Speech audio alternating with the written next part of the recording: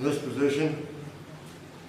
If I drop this leg, what's he going to do? Automatically.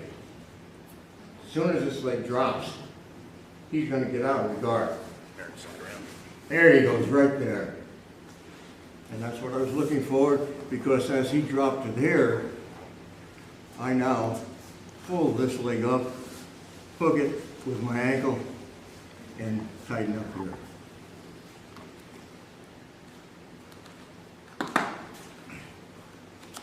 Because I have 100% control of him. Relaxing, making your motions.